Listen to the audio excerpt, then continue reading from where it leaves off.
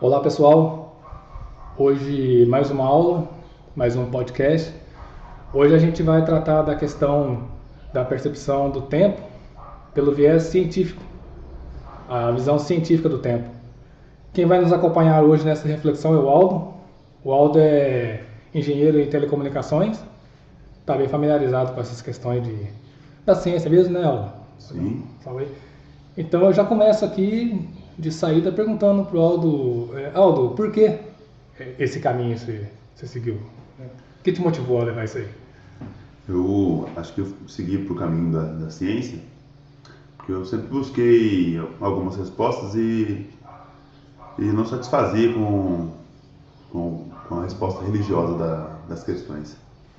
E fiz a minha fé na ciência, busquei a minha fé na ciência, como é um movimento novo, né, contemporâneo. Que massa. Mas aí no caso da perspectiva científica, como que o tempo é visto nessa medida? Eu, mais voltado para a engenharia, o tempo é como se fosse uma linha quantizada, onde as coisas se constroem no tempo, sinais se constroem no tempo, máquinas se constroem em ciclos e todo o cálculo envolve o tempo. E a engenharia me trouxe essa visão da percepção de como o tempo é a base para que tudo quanto é massa que a gente consegue imaginar dependa dele. Então, por exemplo, na Terra, absolutamente tudo depende do tempo. Nada invaria se passar o tempo. Tudo é decorrência disso, né? A engenharia me trouxe essa percepção. E como que a ciência, em cima do tempo, ela consegue tentar mapear a física, né? A natureza. A física é, basicamente, na minha opinião, a ciência desenhada na natureza. E isso que me fascinou e me trouxe para esse lado. Entendi. Você pode o conceito de tempo na física, o que seria? Como que a física interpreta o tempo? Qual a fórmula do tempo nela? Isaac Newton trouxe a visão de tempo linear, onde ele conseguiria prever alguns ocorridos assim na natureza através do tempo. Então, por exemplo, a equação que Newton escreveu da velocidade, por exemplo, de corpos acelerados, não acelerados, que é uma física mecânica básica. Ele observava o objeto no tempo, desenhava uma equação de velocidade por tempo, de espaço por tempo, aceleração por tempo. Então a percepção dele, de Isaac Newton, sempre foi o fenômeno pelo tempo, como se o tempo fosse uma unidade de medida. Ele quantizava isso, tornava isso uma quantidade e percebia, olhando para o objeto, as alterações que sofreu no tempo. Entendi. Seria correto afirmar então que nesse caso a ciência ela funciona o tempo sendo um elemento da natureza e a ciência na condição de interpretar essa natureza, o tempo não podia também deixar de ser quantificado, medido e colocado ali em números, né, por assim dizer. Como a coisa está em eterna mutação, né? A coisa está sempre mudando, precisaria de um parâmetro para poder ver o quanto que está mudando, por que está mudando e para onde. Só que é impossível a gente prever alguma coisa se a gente não observar pelo tempo. De fato. E aí, esticando o tempo, eles conseguiam, por exemplo, se eu arremessar uma maçã num determinado ângulo, ela vai fazer um movimento. E esse movimento ocorre no tempo. A cada vez que eu olho para ela, ela está seguindo uma trajetória. Sim. Só que a trajetória ocorre com o passar do tempo. Tudo ocorre com o passar do tempo, né? Segundo essa perspectiva temporal de Newton. Entendi. É interessante. Eu lembrei aqui agora do Zenão, filósofo grego, que tem uma espécie de um paradoxo, que ele diz que o tempo é uma ilusão. Ele dá, igual você disse, esse negócio da fragmentação dos instantes, né? E o objeto sim está parado em vários instantes. Você acha que se relaciona com essa ideia? Sim. Quanto mais a gente quantizar o tempo, a gente vai perceber que parece uma linha contínua, né? Mas muitos cientistas acreditam que não é uma linha contínua. Então, como se fossem fragmentos mesmo. Fragmentos do... Frames, instantes? Frames. E eu brinco, inclusive, que a Terra, né, o universo tridimensional que a gente vive, é como se fosse um filme.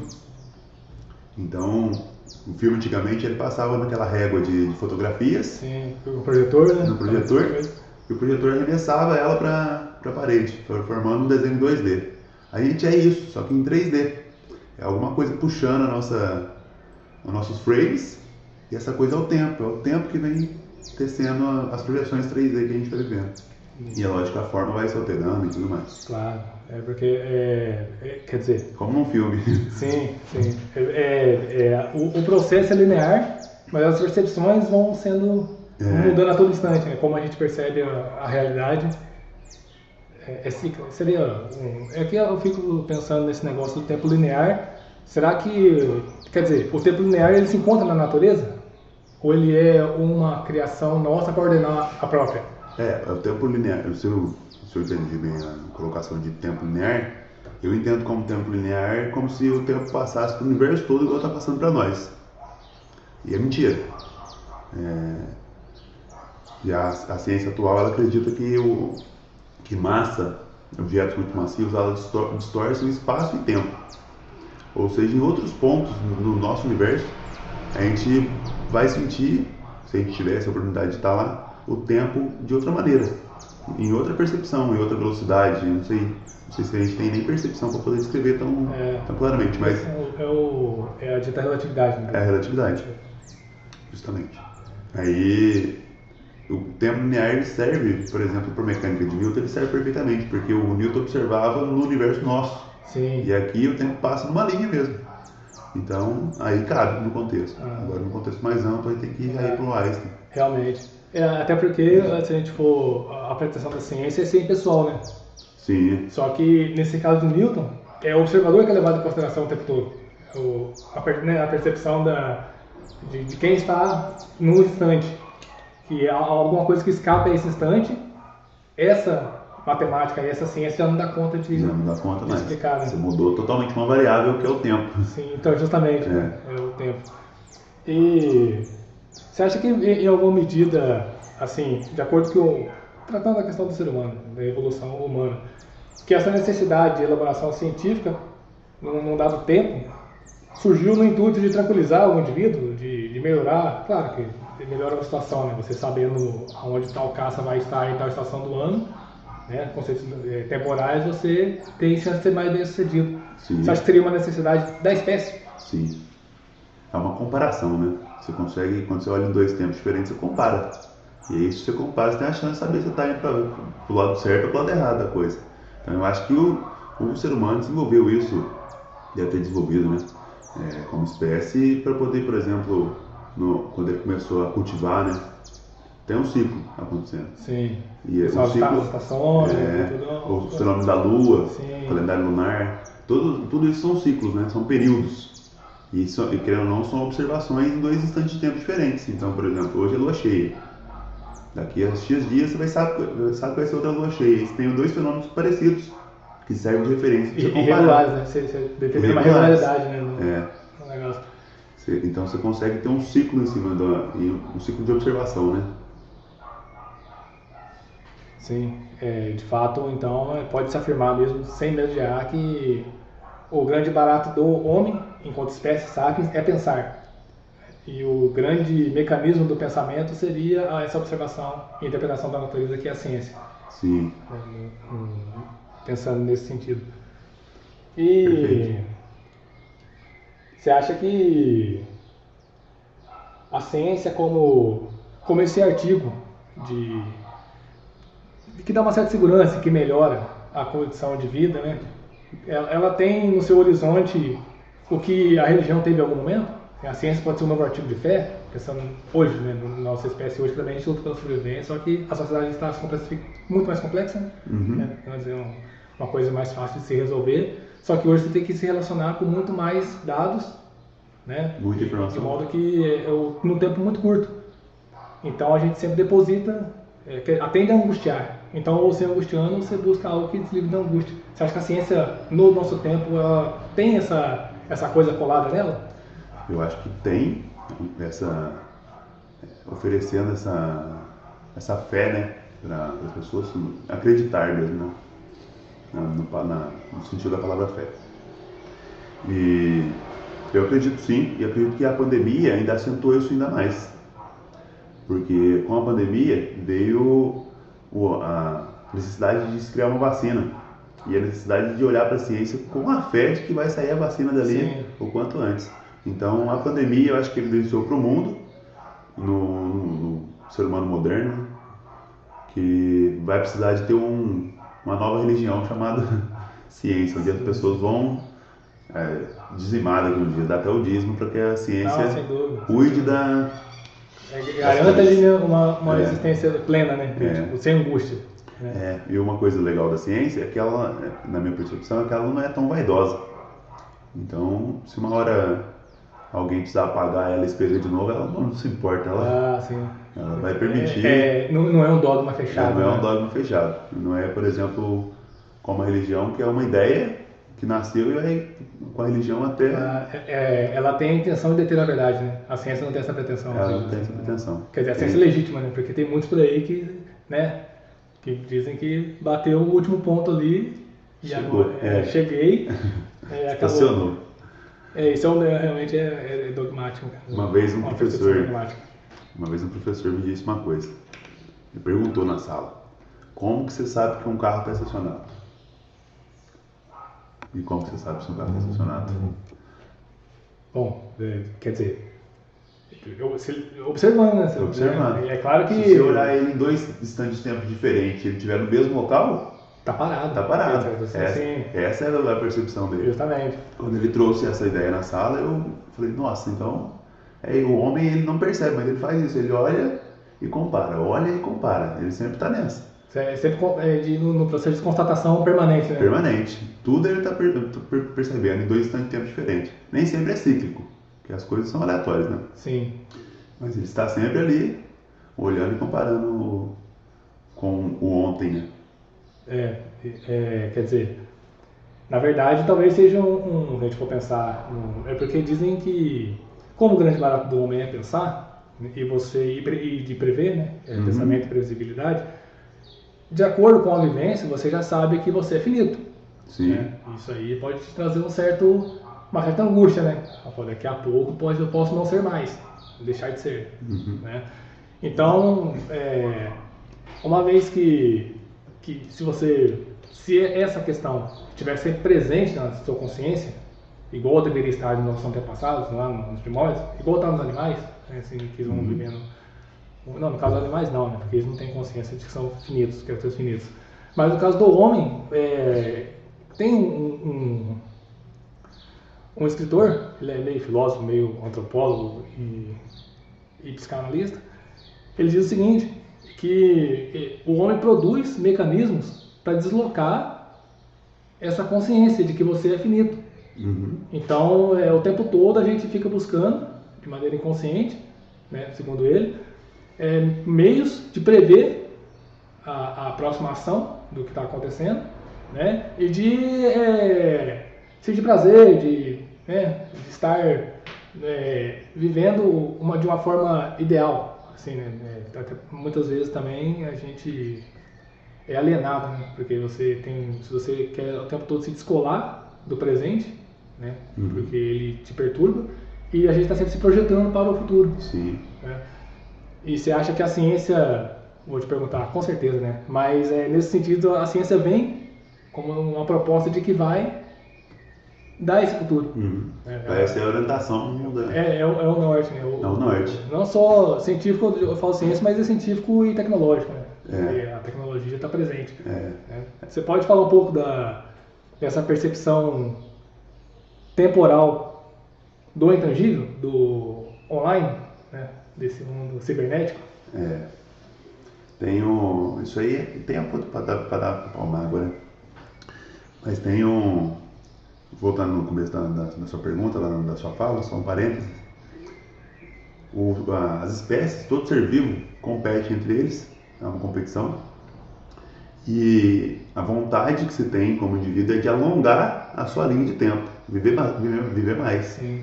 O animal que não desenvolvesse essa sede de viver, de esticar a sua linha do tempo, ia sucumbir. Ou seja, o animal que não tivesse medo da morte ia embora. Porque não tinha medo da morte. Quando visse um predador, virou presa. Realmente, nesse caso, o medo. O medo é o objeto de sobrevivência. Justamente. É a necessidade de se ter o medo para levar a sua espécie para uma longevidade maior. Sim. E nisso, um coelho, por exemplo, quando ele vê a raposa, ele usa do melhor artifício dele, que é a velocidade e o medo, e foge da raposa. O homem já não tem mais o predador natural dele. Sim. Mas o medo da morte não existe. No caso, seria o nosso predador, né? É o nosso predador. Só que aí o homem, ele usa o artifício dele para fugir da morte. Ele cria o pós-morte. Ele inventa um depois da morte, porque esse é o artifício dele. É a maneira como ele usa para dizer que ele é mais um tempo ainda. Se ilude, contando para si mesmo que depois que ele morrer, a vida ainda vai para frente. Né? Ele é um ser finito que flerta com a ideia de eternidade, né? Com a ideia de eternidade. É um ser que tem uma janela de tempo que vai acabar, mas ele quer o conforto de saber que não. Sim. Quando que, na verdade, a Terra tem 2 bilhões de anos, a humanidade tem 12 mil de civilização. É pouco tempo. Em relatividade à existência, né? Se for parar, a gente não é infinito para frente nem para trás. Sim. A gente começou faz pouco tempo. Só pegou o bonde andando. Pegou o bonde andando. E quer ser para sempre. Não, sem dúvida. Carl Sagan fala uma frase que nós somos borboletas que batem asas uma vez, alguma coisa assim, mas acreditam viver para sempre. Então, justamente, e a questão e a ciência tem quer dizer, anda prometendo isso, né? No sentido longevo. A ciência traz isso. E nem é só isso, é jovem. Então, eternamente é jovem. Né? Lembra dos olimpianos gregos agora aqui, né? Sempre jovens e eternos. E você acha que vamos pensar, vale tudo nesse jogo aí? No caso, eu estou pensando na questão da bioética, assim, da ciência, porque muitas vezes a ciência é inescrupulosa, assim, mas eu acho que a questão do moral não está nela. Acho que ela, não sei, também. Você tem a dizer sobre isso? Eu acho que a ciência ela tem o mesmo erro da religião, que ela é feita por homens. De fato. E o bom é que o intuito é mais amplo e ela percebe e muda. Mas ela ainda é feita por homens, acho que ainda vai ter sempre esse medo de... Por exemplo, teve episódios onde a ciência não foi ciência, por exemplo. Onde ela derrubou, boicotou pessoas que queriam mudar cenários do capitalismo. Ou seja, o capital também se aproximou da ciência, né? Como uma ferramenta. Sem dúvida. Então tem esse problema ainda, porque a ciência ela vai evoluindo o homem, vai dando para ele ferramentas, né? Artifícios. Só que aí às vezes na mão do capital isso pode virar uma coisa. Depende de quem vai ficar na mão do poder vigente, cara. Inclusive a ciência... Depende da Inquisição agora, você falou, o negócio da perseguição aí ficou um negócio, né? Não, é bem por isso aí mesmo. Bem similar. E eu acredito muito nisso também, que a ciência ela já é... Ela não é, por exemplo, terraplanista. Uma pessoa que acredita numa ideia obsoleta que já foi provada que não é. Isso é a sombra da ciência, como se a ciência fosse uma luz que propagasse para todos os lados, mas tem um lado que não está propagando, não está chegando luz. Então o cara está na sombra da ciência, ele não consegue receber ela. É o próprio obscurantismo, né? É o obscurantismo. Está ali na penumbra, né? Na sombra. Está na região, atrás de um objeto que a gente não sabe qual que é, que talvez seja o próprio capital, que exclui uma parcela da sociedade de receber essa luz da ciência. Sem dúvida. Porque até a própria... É isso mesmo, porque o desenvolvimento, se a gente for pensar assim, se a gente for pensar então dessa forma, de que a ciência é a expressão máxima, né, dessa racionalidade, desse grande instrumento de sobrevivência do homem, né, que é o pensar, e o humanizar, se for ter esse conhecimento, né, tem até um conceito de humanização, que o humanizar para levar ao indivíduo todo o desenvolvimento da espécie teve até agora, dar acesso a ele, né? Desse modo a pessoa se torna humana. No caso, a ciência e tecnologia, no nosso mundo contemporâneo, tá implícito, né? É o indivíduo que absorve ciência, absorve tecnologia, ele não escapa do humanizar essa questão. Claro que tem as questões das éticas e tudo mais, mas estamos tratando aqui da ciência, né? Você acha então que a gente pode afirmar que a tecnologia pode ser a régua? Vamos supor, às vezes pessoas que estão humanizadas, por assim dizer, né? São homens que estão com os aparatos tecnológicos ali à sua mão, e outros que não têm acesso a essa tecnologia, que estão meio que descompassados nesse tempo. Sim. Né? Não, eu acredito bem nisso. Que é um dos artifícios, né? O homem, não foi apenas o pensar que fez o homem sobreviver como espécie. Então, o cheiro, todos os sentidos, né? Ajudaram o homem a perceber o meio e tornar mais longínqua a existência do homem, né? Então, nesse artifício do pensar, eu acredito que sim. Tem, como eu havia comentado, tem patos que voam bem, patos que voam mal, patos que não voam dentro do contexto pato, né? Sim. E a raça humana também acho que acontece isso. Devido às circunstâncias, a intensidade que chega à luz da ciência na qualidade das pessoas, alguns desenvolvem mais o pensar, outros desenvolvem menos o pensar por conta das circunstâncias e do acesso à luz da ciência, né? Acredito nisso. No sentido de como tecnologia, né? E o contexto tecnológico também.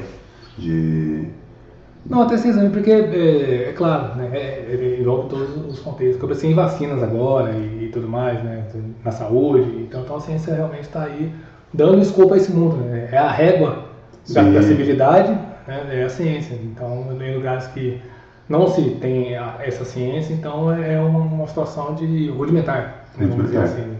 O aparato tecnológico está depurando. Você acha que pode afirmar que a ciência é a nova régua assim, do mundo? No sentido de ciência de desenvolvimento tecnológico, né?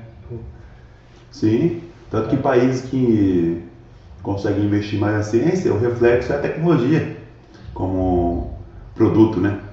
Os países desenvolvidos e alguns países do mundo que apostam na ciência como saída e investem na ciência, eles colhem o retorno tecnológico. A tecnologia dá passos, né? Quando você consegue dar uma atenção e qualidade financeira para poder acontecer. Sim, justamente. A ciência. Apesar que, quer dizer, ela dá passos, mas num certo sentido. Estou pensando agora no grande capital, no grande desenvolvimento tecnológico, porque existem pesquisas que são excelentes e que ia resolver o problema de muita gente, só que é inviável porque o mercado para elas, né, vamos supor, alguém que precisa de cavar um poço para poder ter água para si, né, num lugar longínquo, remoto do planeta onde a água está escassa, essa tecnologia, né, porque provavelmente essa pessoa não tem dinheiro para consumir esse artefato tecnológico, né, para poder facilitar a sua existência. Não que ele não exista, né, mas o grande capital não tem olhos para isso, os olhos estão voltados para outra questão. Questões que favorecem o lucro, né, que é o propósito do desenvolvimento dentro da estrutura capitalista, né, devido ao lucro é sempre o norte. Você acha que algum dia a gente pode vir a ocorrer uma espécie de democratização de fato da tecnologia e do uso da ciência? Você acha que ela tende a se expandir para todos os campos da sociedade, de fato, assim, de maneira... Eu acho que não. Todos. Eu acredito que não. Que vai ter sempre essa diferença, né? Até por questão de interesse.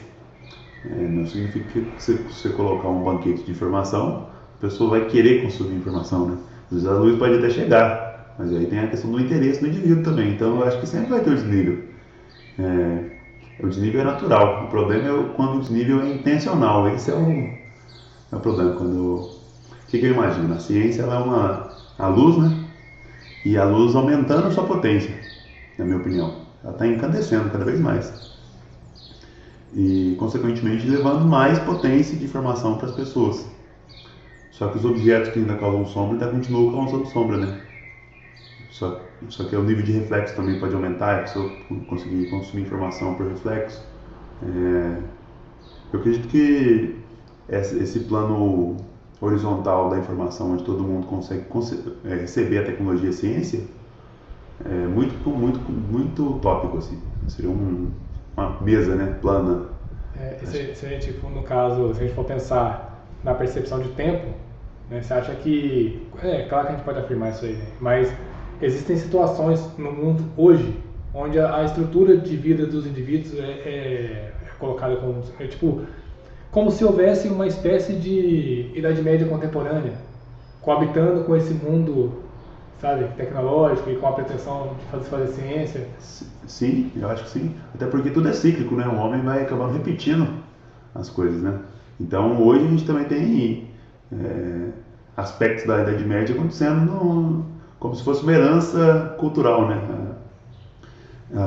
Em telecomunicações, por exemplo, a gente aprende que um sinal que você propagou aqui, ele vai existir para sempre. Ele atenua. Ele pode chegar até num nível que nenhum receptor consiga, mesmo receptor que o homem fez, sim, consiga perceber esse sinal. Mas ele ainda existe mesmo assim. Ele só atenua. Vai perdendo a amplitude dele, né? E eu acredito que, por exemplo, a Idade Média ela foi um impulso. Ela aconteceu ali. E ela ainda propaga até hoje. Então a gente sente os aspectos dela e vai sentir enquanto a gente conseguir colocar a sensibilidade nesse receptor, né? Entendi. No caso, a gente sempre fala de Idade Média, mas é uma convenção, né? Para nós, no mundo ocidental, foi todo, né, feito e construído em cima da Idade Média, né? Quer dizer que o planeta Terra seja uma coisa que tem um período medieval, seja régua, seja norte para dizer o que pode se usar. Mas o comportamento, né? O comportamento, justamente, o nosso comportamento ocidental, que a gente pode afirmar isso aqui no nosso mundo, no nosso tempo. Sim. Né, dentro desse mundo. Inclusive os valores se mudam com o tempo, né? Se for pegar uma figura, por exemplo, um Gandhi, tem aspectos da vida dele, pessoal, que conflitam com os valores atuais. Então, se você for julgar pessoas que viveram em tempos diferentes pelos valores diferentes, é deslealdade. Não tem condição. É igual a gente, se esse podcast chegar a 200 anos e alguém for ouvir, os valores são outros, as coisas... Ensinar com certeza, né? Sim. Qualquer dia não volta atrás mais. Você acha que, agora, pensando nessa condição contemporânea, da nossa crise contemporânea, da pandemia, muitas oportunidades surgiram, né, nesse tempo de pandemia. Você, com sua visão, você acha que tem como mapear algumas áreas que talvez tenham tido alguma vantagem, vamos dizer assim, né, na sua feita de produzir e tal? Eu acho que o homem está sofrendo uma digitalização. Estava sofrendo já, né? A pandemia acelerou 5 casas esse processo. Por exemplo, a palavra IoT, que é a internet das coisas, vai virar internet de tudo, porque o homem já está conectado, né? O homem está conectado, igual a gente tinha comentado recentemente, antigamente você estava usando um micro, que era a interface sua com a rede. Sim, doméstica, né? Doméstica. Em casa. E você acessava a internet e você despedia. Falava, ô pessoal, eu vou sair. E você saía da internet e ia para o mundo físico. Voltava para o mundo físico. Outro tempo. Outro universo, né? As coisas acontecem totalmente diferentes num meio e no outro. Apesar de comentarem, quando a gente está no físico comentando na internet, quando na internet comentando no físico. O homem é o grande agente, né? Ele fica transmutando, o beija-flor. Isso. E aí, agora com o aparelho móvel, o celular, não existe mais o sair. A gente não sai mais da internet. A gente é a coisa do IoT. A internet das coisas inclui a gente também é esse ser que está conectado à rede, né? Nesse caso, não seria a humanização das coisas, seria a coisificação do homem, né? Justamente. Como objeto. E o relógio, por exemplo, é a primeira tecnologia que pousou na pele humana, pousou mesmo, sentou na pele humana. E aí, os wearables, né, a era dos wearables, que são as próximas eras que os cientistas acreditam, vão haver mais coisas pousando na pele humana, tecnologias pousando na pele humana. Ou seja, o homem explora Marte, fazendo uma tecnologia pousar em Marte, e explora o próprio homem fazendo uma tecnologia pousar no próprio homem. Tem uma concepção de homem que diz que ele é um microcosmo, né? Então ele também é um universo a ser explorado. É um universo a ser explorado. Você acha que isso aí tende a... Vamos pensar o seguinte, é claro que já é, né? A gente vai pensar na própria moda, na estética, assim, na ciência presente, nas plásticas e nos padrões de beleza, que são auxiliar, a ciência é um auxiliar precioso para a existência do homem. Não importa como ele se organiza. A ciência sempre está presente. Sempre está presente. Nesse sentido, você acha que pode chegar nesse ponto mesmo aí? Apesar que esses dias eu vi um cara que estava implantando... Tinha um chip implantado que ele interagia com alguns objetos da casa dele. Ele colocava a mão no dado objeto lá e a coisa já interpretava o que ele estava querendo e as coisas funcionavam com ele. Você acha que isso tende a ficar comum? Assim? Quer dizer, é claro que também tem a questão do controle, né? Que uma pessoa que está numa situação dessa aí, ela pode ser rastreada facilmente. Hoje o Brasil passa por um processo de legislação em cima da proteção de dados. Então tem a LGPD, que é a Lei Geral de Proteção de Dados, onde tenta colocar uma ética no roubo de dados, assim. Porque hoje qualquer rede, qualquer empresa, ela consegue mapear o seu perfil através dos dados que você deixa na própria rede e usar disso. Então você está contando todas suas fragilidades, né, as suas coisas para uma empresa a fim de lucro e você detém o dinheiro. Então é como se o inimigo soubesse todo o seu mapa, né? E aí a LGPD vem para tentar coibir as empresas de ter tantas informações das pessoas internamente, justamente para tentando fazer a política, tentando segurar a vontade do capitalismo. Claro. Então, talvez por o capitalismo se apropriar de algo que é interessante para eles também. Que é muito interessante. Bem interessante, né? Você tem até aquela vez foi o Obama, né, nos Estados Unidos, que descobriu que estavam rastreando, investigando os cidadãos, aquela coisa toda, né, a privacidade e a liberdade, a terra da liberdade, afinal de contas. A estátua da liberdade. Justamente.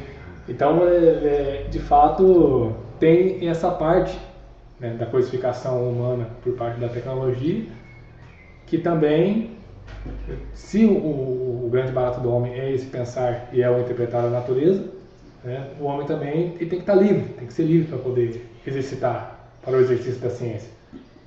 E essas maneiras de cercear a liberdade e de rastrear o indivíduo vão contra a sua condição. Só que é justamente a própria ciência que produz, né? Então o grande objeto humano para poder ter mais autonomia na natureza e poder ter previsibilidade e ser mais livre, né, vamos dizer assim, sem a natureza, numa situação de natureza, o homem é refém. Sim. Se você não tem um domínio do ambiente ali, você não pode dar dois passos que você pode estar em risco o tempo todo, você vai na cadeia alimentar, né, vamos dizer assim. Agora, se você tem um conhecimento de onde você está, de tal mata, tal planta você faz tal coisa, aquele negócio, numa floresta no caso, você consegue ser mais bem sucedido. Isso também é ciência, né? Isso também é ciência. Então, quer dizer, talvez eu esteja aqui restringindo o sentido de ciência, né? A um certo tempo só, porque ela vai além, ela extrai para outros campos, né? Ciência, acho que por exemplo, os índios, eles dominavam plantas através da ciência, da observação. Se eu oferecer isso aqui para um indivíduo, o que vai acontecer com o indivíduo? A observação e a disseminação dentro da própria cultura sobre a cultura, como cultuar as plantas, né? Então há uma ciência ali. No sentido de saber. Do saber. Utilizar do ambiente, né, da natureza. A informação do domínio das plantas. Essa era a propagação científica daquela determinada tribo. Isso. Que atendia a necessidade daquela tribo. Daquela tribo. Porque me parece também que a ciência sempre tem, para ela se manter e dar os passos, é aquela que é legitimada como resultora das dificuldades que se apresentam naquele momento, naquele ambiente, naquele lugar. Então, tal ciência se desenvolve num tal campo, mas para atender uma demanda social, né, que está ali. Só que, numa sociedade complexa, a ciência talvez ela tem que se complexificar mais também, né? Ela tem que ser complexa, para conseguir acompanhar a complexidade. Mas quem que vem primeiro nessa jogada aí? Uma necessidade complexa, ou a ciência que se complexifica e a partir daí ela gera um modo de vida complexo, talvez? Não, isso eu também acredito, por exemplo. quando eu digo que tinha obstáculos que não deixavam a ciência chegar em todo mundo, um dos obstáculos é a própria informação da ciência. Por exemplo, artigo científico, que é a maneira como a ciência se comunica, artigo científico já não é tão popular. Não há tanto populismo em cima do artigo científico. Hoje, eu não sei dizer em números, mas a quantidade de pessoas que têm acesso a artigos científicos é muito baixa, na minha opinião. Eu acredito que uma das maneiras, inclusive, para quebrar essa barreira do artigo científico é com que os cientistas que façam publicações, eles publicam além do artigo científico um vídeo, porque hoje a informação é consumida muito em vídeo. Então, para que a ciência chegue na população em massa, a gente precisa falar a mesma língua da massa. Senão fica o artigo científico de um lado e a população que não sabe ler artigo científico do outro. Então, acho que a maneira de chegar é a ciência e o meio científico e entender a importância que ele tem e como melhorar a linguagem. Por exemplo, o Átila, que é um cientista que esteve na linha de frente da pandemia, ele consegue, através de vídeos e podcasts, transpassar a ideia dele com clareza para grandes massas, entendeu? E hoje, com a democratização da informação na internet, ou seja, todo mundo pode produzir conteúdo, nada impede de um cientista tomar essa frente e começar a popularizar a ciência, né? Por conta da democratização. Antigamente não, antigamente ele tinha só um viés, se ele quisesse disseminar, né? Era só os meios de radiodifusão. Sim. Difusão. Então, você bota uma fé na ciência, então, mesmo? Eu acredito na ciência. Realmente ela pode melhorar e muito a nossa condição de... Quer dizer, pelo menos em potencial, com certeza, né? Sem dúvida. Sem dúvida. Pode estar enviesada em dados interesses que não vão em sentido da qualidade de vida do homem. Qualidade do homem, né? Quer dizer... É porque o homem é o lobo do homem, né? Aí tem isso. Aí vai acabar pegando a ferramenta e usando contra ele mesmo. Porque tem disso. Então, que setores você acha que, sendo pontual, você acha que se beneficiaram, assim, Um dos setores que eu vejo claramente que se beneficiou é o próprio das telecomunicações. Porque com o isolamento social eu preciso me comunicar. E eu me comunico através das telecomunicações, né? Comunicação à distância. Telecomunicações eu sinto que sofreu um avanço muito grande já com a pandemia e vai sofrer ainda mais com os impactos da pandemia. O setor de home office e todo esse movimento social, né? Eu consigo perceber também um êxodo urbano, o pessoal deixando os grandes centros, São Paulo, Rio de Janeiro, e migrando para o interior. E a galera do interior mais para o interior ainda. Então há tipo uma expansão do homem, esparramar o homem, porque quando aglomerou, esse era o problema do Covid, né? Que eles nos passavam na aglomeração. Ao invés de contágio, né? Se as densidades populacionais fossem mais achatadas e menos infladas como os grandes centros, a disseminação do vírus, por exemplo, seria mais contida. Por exemplo, um cara que espirra no metrô de São Paulo, ele esparramou o vírus e não foi para lá. Quer dizer, pode contaminar, parece que tem um cálculo lá, né, são 15, né? Dependendo da carga viral que você tiver ali, o modo de contaminação, cada uma pessoa contamina outras 15. Imagina no metrô de São Paulo ocorre um fenômeno, um cara espirra no metrô de São Paulo, né? Contamina outras tantas pessoas que vão pegar o metrô amanhã também. Então isso tem um potencial pandêmico gigantesco. E, inclusive, eu acho que o mundo vai começar a pensar em como vai ser o mundo com pandemia a partir de agora. Porque a gente tem vários... Vai entrar essa variável no cálculo dos empreendimentos? Eu acho que vai entrar. Essa percepção de cenários pandêmicos e cenários não pandêmicos. Ou a gente vai aderir ao pandêmico como uma regra, o novo normal? O novo normal. Você acha que tende a... Eu acho que, não nesse momento, mas se ele for recorrente, acho que vai acontecer algumas transformações. Pensando assim, então, esse tempo aí, esse modo de vida e essa identidade vai ser cadenciada pelo desenvolvimento científico, né? Pelo desenvolvimento Porque científico. se tiver uma vacina aí logo mais, aí o horizonte já fica outro. Quer dizer, a gente joga para frente, talvez ocorra alguma coisa, mas dessa nós estamos safos. Né? O mundo já teve vários vírus com potencial pandêmico, assim. deixasse, alastrava bastante, causaria. Tanto que a gente já teve outras pandemias, né? Claro. E catástrofes, né? E catástrofes. A natureza está aí funcionando, né? Está aí a todo momento, não para um segundo. Tivemos vários vírus com potencial pandêmico, só que o mundo não era globalizado. Então, até que se propagasse um vírus, já tinha pensado em alguma coisa, já tinha tomado algumas medidas. Hoje não. Hoje, no mundo globalizado, o tráfego aéreo é intenso. As pessoas transitam de país para país. O tempo está mais curto, né? O tempo está muito mais curto. As viagens antes, se eu fosse olhar um tempo atrás, as viagens eram feitas em navios. Sim. E é tempo que eu estou falando, 500 anos, né? É uma janela de tempo. Justamente. Ou seja, as coisas vão mudando dinamicamente, o ser humano vai fazendo o que ele mais consegue de melhor, que é adaptando. E ganhando tempo. Tentando sobreviver em dadas circunstâncias, né? Mas eu acredito que, por exemplo, houve um êxodo rural antigamente, agora há um êxodo urbano. E um êxodo urbano vai causar impacto na economia das pequenas cidades, na minha opinião. Esse movimento migratório das pessoas dos grandes centros para o interior vai causar um impacto econômico, social. Claro, porque arrasta toda uma gama de demanda, né? De demanda, de modo de ser, de demanda mesmo. Vai chegar no meio para atender suas demandas, vai acontecer criar necessidade alguma coisa, justamente, vai ter uma alteração grave ali. É que você falando aí, eu pensei, esses dias eu vi um documentário sobre o garimpo. Então, onde vai o garimpeiro, já vai o cara que monta o esquema do bar, já vai as prostitutas. Sim. Então, né, onde os caras se instalam, fica uma gama de relações acontecendo ali. Né, oferecendo serviço. Justamente. A quem necessita ali.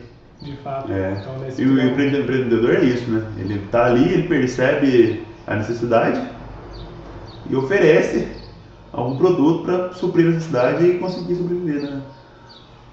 E você acha que setores saíram prejudicados, assim, na sua visão, na pandemia e tal, mesmo com toda a informação, com todo o aparato tecnológico, com a ciência, encurtando os espaços, né, fazendo o indivíduo ter mais tempo? É que na verdade é uma ilusão, me parece, né, porque até eu estava conversando com um amigo e ele disse que o negócio do home office, em certo ponto, foi legal, né? Que ele está ali trabalhando, ele está em casa, ele faz suas atividades, ele está em casa, ele fica mais tranquilo. Mas por outro, ele está trabalhando mais por conta disso. Só que esse tempo aí não é remunerado, né, cara? Vamos dizer assim. Ele tem umas certas horas ali, tem uma atividade, só que como ele está em casa, ele fica mais tempo num personagem trabalhador, no personagem empregado. Na operação. Na operação, porque raramente, quer dizer, salvo em alguns casos, a pessoa se realiza naquilo que ela faz, né? Só que isso é muito difícil, né? Mas você trabalha por conta do salário. Sim. Então o cara tá mais tempo ali e relaxando menos, então tá mais estressado e tudo mais. E tem um problema também, né? Você levar o trabalho para a sua casa. Que é o pior, desloca o ambiente. E às vezes o trabalho é estressante, você estressa a sua casa com o deslocamento do trabalho para casa. Você não tem o tempo de repouso. Daqui a uns dias vai ter talvez, eu acho que uma coisa que vai acabar acontecendo, as casas serem compostas de quarto, sala, cozinha e escritório. Vai ter um escritório dentro da casa, já pensando no home office. Porque se for... Que tem isso mesmo, né? Ser absorvido, né? De aderir, o ser humano aderir na cultura. Sim. E como você falou, se o homem se coisificar, talvez não precise de mais nada, né? Aí talvez seja o melhor dos dois mundos.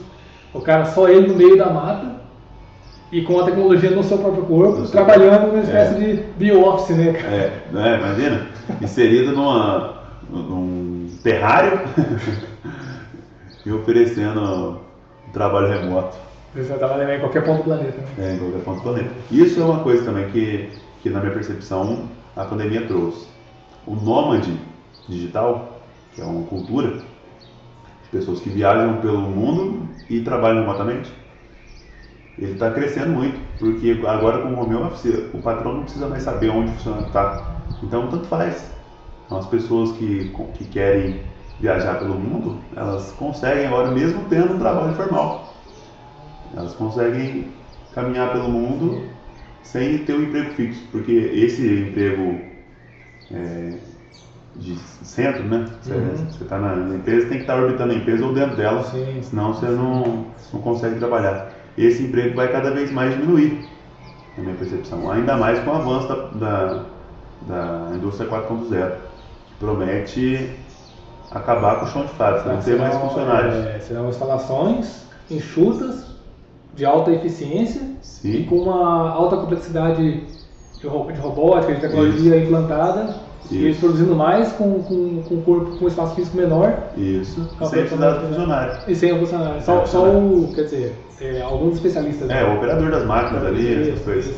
Mas pouquíssimas vagas. E olha lá ainda, né? Porque a pessoa da vaga se replicando a si mesma, mas não sei se tem um horizonte para isso, né?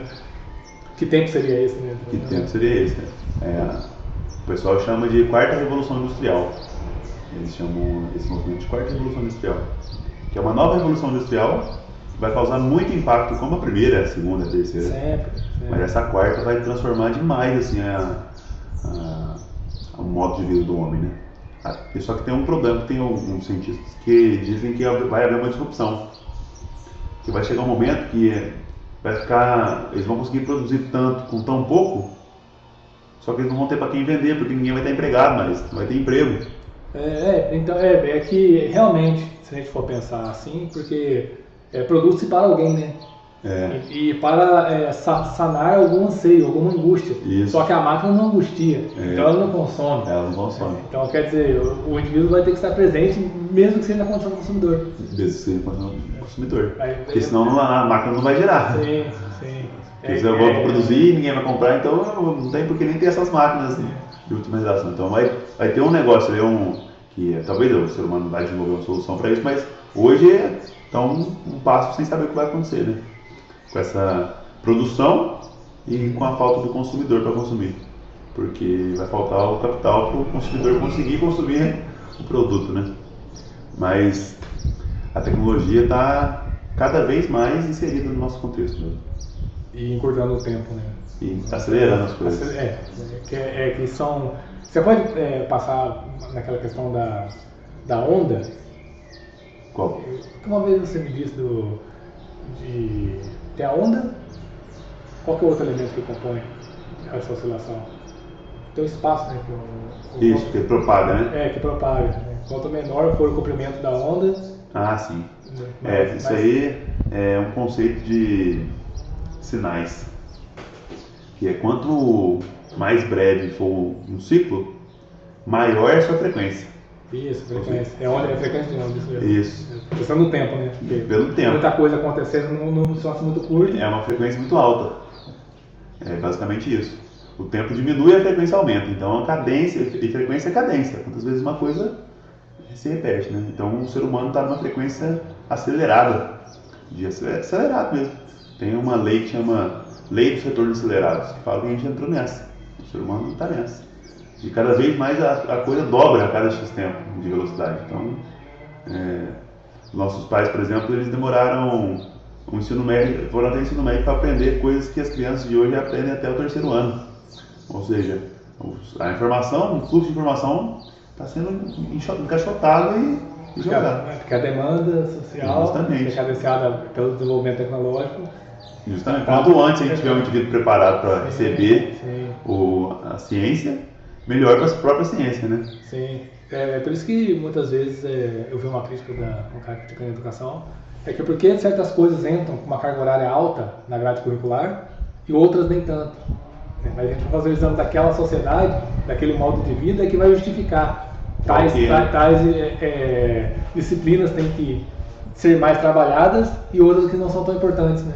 Porque não faz tanta diferença naquela situação. Sem dúvida nenhuma. De vida. Porque não tem como você pegar um país do tamanho do Brasil, por exemplo, criar um método de ensino e replicar ele e achar que ele vai ser eficiente igualmente em todo o território nacional. Porque não tem como, porque as circunstâncias vão mudar e muito, de caso a caso, né? Então, talvez numa dada situação, naquela região, seja mais interessante o cara ter mais noções de biologia, né? Até do que de uma outra disciplina qualquer. Todos são importantes, claro, mas o que vai determinar qual aquela que vai ser mais conveniente para aquele momento é a necessidade, né? E não existe nenhum mapeamento de déficit também, né?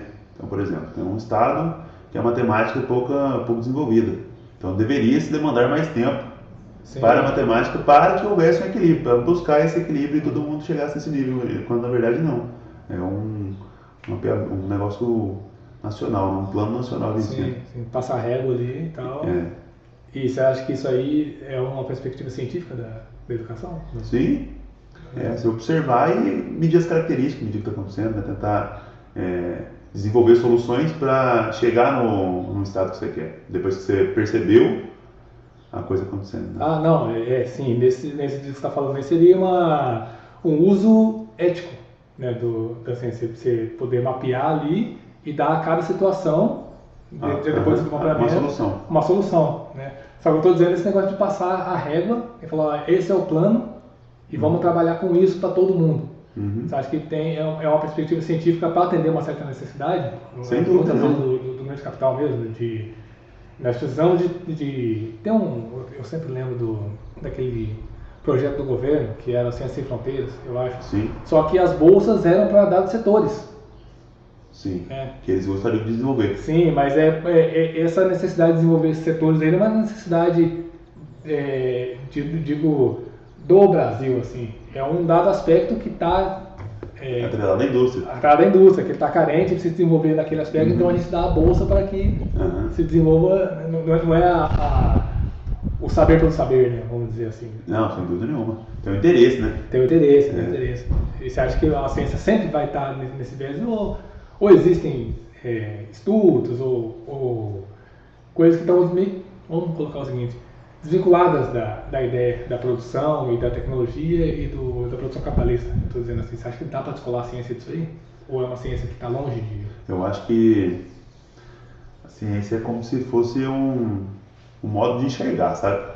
Eu acho que tem a ciência que não está envolvida com isso, por exemplo, da cultura indígena lá, que não quer saber se vai vender a planta, não tem um interesse mercantil no negócio. Sim. É único exclusivamente o domínio da informação, domínio da técnica ali, né? Sim. E isso também é uma ciência, dedica ali para o tema ciência. E tem essa ciência convencional que ela se fez tão grande assim, porque ela entrou numa simbiose com o capitalismo, com a comum de capital, na minha opinião. Ela se popularizou e ganhou notoriedade, assim, ganhou essa... Ela apresentou resultados que favoreciam E o capitalismo anda de mão dada. Por exemplo, um dos lugares que mais tem artigos científicos são empresas. Antigamente a ciência ficava em bibliotecas. Hoje ela fica em empresas. Por exemplo, o Google. O Google tem um Google Acadêmico que tem artigos... Nossa, não sei nem te falar. De todos os segmentos, de todas as coisas. Ou seja, ali está no protocolo. A ciência ela usa um protocolo de informação, que é o artigo, como se fosse a maneira como ela se comunica. E o idioma, o inglês. Que também está vinculado ao não é porque a ciência não é à toa. Não é à toa, ciência sem fronteiras. É porque é melhor para a ciência, você quer a comunicação é mais simples, a ideia vai fluir melhor por essa língua aqui. Não, alguém validou, né? E a ciência ela fala essa linguagem dos artigos científicos, né? E hoje os artigos científicos não estão mais em bibliotecas, elas são quem detém os artigos científicos são empresas. E isso prova o quanto o capitalismo e a ciência se envolveram com o tempo, né? Como eles dançam junto aí nessa... Quer dizer, não está restrito ao acadêmico, né? Assim, né? A universidade está meio que sempre tendo no retrovisor. Por exemplo, o Inatel, que é a faculdade que eu fiz, eu sempre escutei no Inatel que a empregabilidade na Inatel era muito alta. Desde o primeiro período, isso foi tido como uma característica boa. Ou seja, você não está construindo um indivíduo para entender a informação de ser um engenheiro de telecomunicações. Você está formando um indivíduo para o mercado de trabalho. É uma ferramenta, né? Você está medindo a empregabilidade e usando ela como um chamariz, é porque o negócio é esse mesmo. Já está muito claro que a ciência... A ciência vem para moldar, para servir aquele tipo de informação para a pessoa ter informação para servir o capital. Que é o propósito mesmo, né? Dentro da estrutura capitalista, porque os nossos anseios passam por ali. Sim. Então, quer dizer, muitas das vezes o indivíduo enxerga, constrói a sua identidade com base em alguns produtos, né, Uhum. que ele consome e que são postos ali como sendo socialmente aceitos e validados e cientificamente, né, aprovados e construídos principalmente. Então, se realmente, se você colocar no mundo, né, que tem como base a estrutura capitalista, a empregabilidade é um critério. Uhum. Né? Não é o seu anseio particular como indivíduo. Né? Porque E coletivo. né, você quer, vou estudar cinema, por exemplo. Aí você vai ver a empregabilidade de cinema baixíssima. Né? Vamos colocar, não sei como é que tá. Mas... Vamos supor que seja baixa. Né? Por quê? Porque a sociedade não demanda tanto de cinema. A sociedade demanda engenheiros em telecomunicações. Porque agora são as comunicações. O valor é esse do momento. É esse. O tempo do valor é esse. Isso. É a bola da vez. Por exemplo, engenharia de biomédica ali na TEL era um curso, é um curso muito bom, muito qualificado assim, só que pouco interessado, poucas pessoas se interessavam. E agora, com o momento de pandemia, a engenharia biomédica tornou-se a cereja do bolo, porque já os valores mudaram, né? Agora a percepção é outra do negócio, né? Então, hoje já se olha para a engenharia biomédica com outros olhos. Então, eu pensando aqui agora, a ciência e o capitalismo, eles são promíscuos, né? Ele tem uma relação. Tem uma relação, eles se equiparam mesmo. Porque dependendo da cadência que a coisa andar, eles também... Eles vão conversando entre eles, vão se alinhando. Sim, eles vão se alinhando. Realmente é um elemento bem estreito.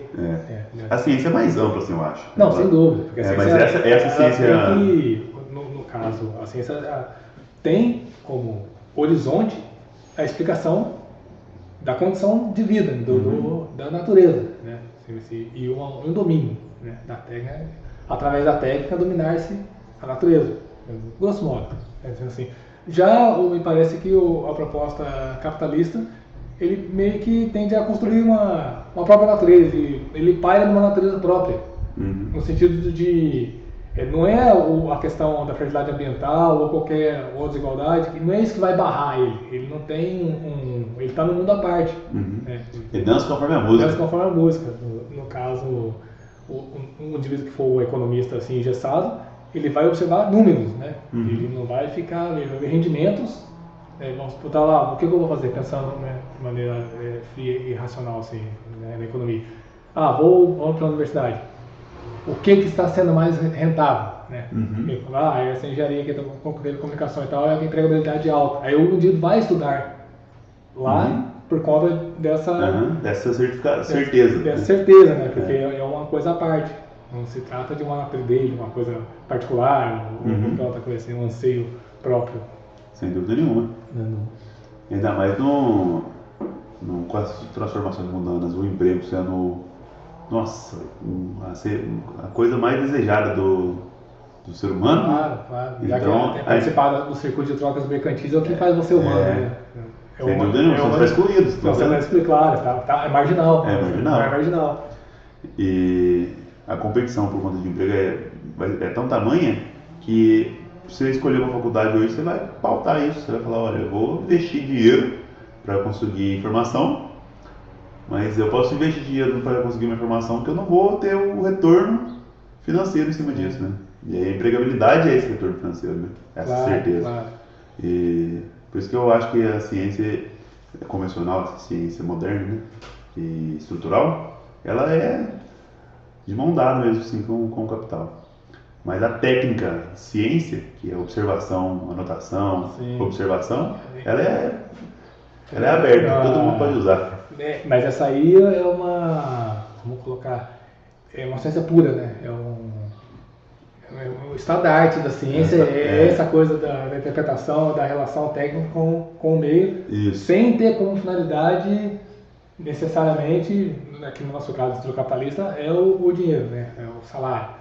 Agora, numa outra situação, é o saber pelo saber. Ou até o melhoramento da técnica. Esse mesmo, né? Volta-se a si. Na verdade, eu acho que é isso. Talvez seja isso. Eu acho que é por isso que o capitalismo pega carona na ciência. Pega carona na ciência. Ele usa o melhoramento da técnica para poder vender. Sim. Mas a ciência é isso. Basicamente, a observação, o melhoramento da técnica. Então, por exemplo, o homem como que ele descobriu como plantar milho. Ele foi plantando milho, foi errando. Por isso que eu acredito, inclusive só fazendo um parênteses, eu acredito que muito que o tempo ele satisfaz a ciência e a religião, como sendo um Deus, assim. Por quê? Porque tudo se faz no tempo. Quando, por exemplo, a Bíblia, que é um livro sagrado da cultura nossa, né? Diz que o homem veio do barro e que Deus soprou e fez o homem. A ciência diz a mesma coisa. A ciência diz que existia aqui na Terra uma sopa de elementos, uma chuva. Sim. A sopa primordial, né? Cheia de elementos, que ali se fez o primeiro ser, e desse ser foi evoluindo, saiu do barro, ele pisou na terra, ele teve predador, ele foi desenvolvendo e chegou no homem. O sopro é o tempo que soprou, né? E o homem saiu do barro realmente, então. Se for dizer, não é poeira de estrela, né? É o pó de estrela. O pó de estrela, o homem é um pó de estrela. E o tempo soprou até que se fez o homem. Então, eu acredito muito que por exemplo, outra passagem é o do pó ao pó. Cinza e pó. E a ciência também, ela fala que a gente veio ali de um amontoado de átomos e daqui a pouco a gente vai biodegradar e vai virar pó de novo. Então, dizendo que, se interrompendo aqui, o ciclo está colocado, né? Se a gente for colocar no tempo natural, uma perspectiva, acho que realmente é cíclico. Sim. As coisas não é cíclico. Mas essa perspectiva do domínio, mas se o homem se encontra nessa situação de ciclo, em algum aspecto vai ser desagradável, porque vai ter o deixar de ser permanente. Uhum. Agora a perspectiva linear já remete a uma outra ideia. Você acha que no sentido dessa, voltando à questão do Newton lá do tempo linear, você acha que a intenção é realmente romper com o ciclo? No sentido de, uma vez que essa questão cíclica, que quer dizer, não tem começo nem fim, é só um acontecer. Então é uma coisa caótica e tem um sentido, né? Que é o ciclo. Que é o clock. Mas você não tem domínio sobre ele. Não tem domínio. Já na perspectiva linear aparece um domínio, um aparente domínio. Você acha que em algum momento a natureza, no caso seria a ciência conflita com a natureza? Eu acho que essa história do tempo linear é bem parecido com a Terra plana. Porque se você olhar para o mar, você vai ver que a Terra é plana. Vai ver um plano assim. Sim. Só que você está olhando um pedacinho da Terra. A partir da sua observação. Você está olhando um pedaço tão minúsculo da Terra que se você fosse olhar no amplo, você perceber que ela é redonda. Então o tempo linear, eu também sinto isso. Quando você olha para o micro, para um pequeno intervalo de tempo, ele parece linear, como quando você olha para o mar. Mas quando você olha para o contexto todo, você percebe que não, que ele é cíclico. Só que você está olhando um pedaço tão pequeno que ele parece uma linha. Entendeu como? Entendi. No caso, seria um ponto específico, né? Você está olhando um framezinho muito pequenininho ali, e aí acreditando que aquilo é a Terra plana, ou o tempo linear. Quando na verdade o negócio é muito mais amplo, só é uma questão de pedacinho, né? Você está olhando um pedaço muito pequeno que pode ser considerado linear. Sim, dentro daquela limitação ali, né? Não é uma coisa que... E por exemplo, a percepção nossa de tempo, mas a Terra, por exemplo, ela demora 365 dias para dar a volta no Sol. Isso não se altera. Aliás, tem um ônibus bissexto que é para corrigir a matemática sim. É um fator de correção ali, né? Mas enfim, o tempo que ela gasta, ela vai gastar sempre. Que é 365 dias e mais umas horinhas lá. Nós mapeamos, registramos e descobrimos essa frequência, esse clock da Terra. A Lua, a mesma coisa, 28 dias. Ela dá uma volta na Terra. Então, as coisas na natureza, elas acontecem em período de ciclos, né? Só que se você olhar para o dia, por exemplo, o dia é linear. Você acorda, ele começa às 0 horas e termina às 24 horas. Ele é linear. Só que ele também é cíclico ao mesmo tempo, porque amanhã tem outro dia. Sim. E começa também aquela coisa toda. Realmente. Então, o tempo é um conceito humano, né? É um conceito humano. Tem uma música que fala assim, que na abertura da música fala: pergunte a um gorila em que anos estamos. Nós estamos aí. Ou seja, a percepção de tempo. Sim, bom, muito boa. Percepção de tempo, calendário, essas coisas, foi o homem que criou, né? E ele vive em cima disso. Sim. Mas o tempo quando você fluido. Do gorila, Na situação de selva, né, do animal, ele está sempre presente. Ele está sempre presente. Ele Ele não tem projeção no futuro. Sim. E nem memória ele deve ter, né? Com toda certeza. Deve ter. Não sei até que ponto também. É. Mas deve ter. Mas eu digo no sentido de o animal, esse ser, um ser irracional, inserido no seu ambiente, ele não angustia. A nossa projeção do que pode vir a ser, do que pode vir a acontecer, e também de você saber que vai dar errado, que a natureza uma hora vai dar errado, né? Para nós, né? Ela vai nos tratar mal. Mas esse é o objeto de angústia, essa lacuna entre o que você espera que aconteça e o que está acontecendo no instante. Né? A expectativa e a realidade. Justamente, a expectativa e a realidade. Então a expectativa traz angústia. Traz angústia. É porque, o que a expectativa fala? Quando você parar para observar você daqui a X tempo, você vai estar daquele jeito. Essa é a expectativa disso. Sim. Aí quando você chega e compara mesmo aonde você chegou, aí você vai ter a diferença, né? Que não foi o tempo esperado, né? Porque o tempo não correu conforme você esperava. Justamente. Você projetou. Sim. A obra foi diferente do projeto. E aí chegou quando você foi comparar o projeto e a obra, tinha uma distância. Sim. Que é a frustração, né? Claro, que a constatação é a frustração. Mas foi até legal você falar isso aí, porque esse tempo, que é o tempo que tem um tempo que é onde nós estamos aqui, né? Mas tem o nosso tempo interno, que é onde nós poderíamos estar ou estávamos pensando em outra coisa. Sim. E tal, que nos descola desse tempo presente, né? E cada vez mais a gente está tendo mais artifícios que tiram a gente do tempo. Aí vamos supor, você está num engarrafamento no trânsito, né? Aquela coisa toda, dentro de um carro, mas esse tempo que você está parado ali, nessa situação, às vezes você não pode estar sofrendo, percebendo, né, onde você está enfiado, né, nessa coisa que está perdendo tempo ali, a sua vida, mas como você tem outros instrumentos, né, WhatsApp, ou ouvindo uma música, qualquer coisa que te desloca dessa temporalidade física, né, você está num tempo interno pensando em outra coisa, então você não está presente ali, sentindo aquele impacto. Você acha que É como se o tempo fosse um recurso. Você não está perdendo o recurso, você está reaproveitando o recurso. Sim, reinterpretando. Você não está ali na íntegra, né? Você está falando, peraí, eu estou aqui, né, no meio desse engarrafamento. E, quer dizer, é um modo de vida que não vai te trazer alguma felicidade, assim. Quer dizer, é tempo que você está passando ali naquela situação. Que se isso aí for universalizado, não tem condição, não tem horizonte para as pessoas, para a humanidade. Então, assim, se todo lugar do planeta Terra tiver uma situação dessa, não é possível. Sabe? Esse tempo não é consciente, né? Tipo, se você for fazer o exame, ficar examinando isso aí, ter consciência de onde você está e tudo mais, você praticamente fica travado, né? Esse tempo, o tempo da verdade, né? Na verdade, de instante, ele sempre vai escapar, mas a gente também busca escapar dele, na verdade, né? Nem sempre a gente quer estar presente. Sim, né? Até uma fuga, né? É uma fuga, justamente, é uma fuga. Porque por outro tempo, né? Às vezes o presente pode ter elementos que o homem não quer viver também, né? E aí, como o homem consegue projetar, ele sai dali. Vai para o campo dos sonhos, vai para o campo das ideias, vai para o mundo virtual e consegue escapar da realidade assim, do momento, né? Porque o momento é isso, o momento é a janela de tempo do filme do filme da é aquilo que está acontecendo. Só que às vezes você consegue levar o seu pensamento para um outro a fazer e sair daquela realidade.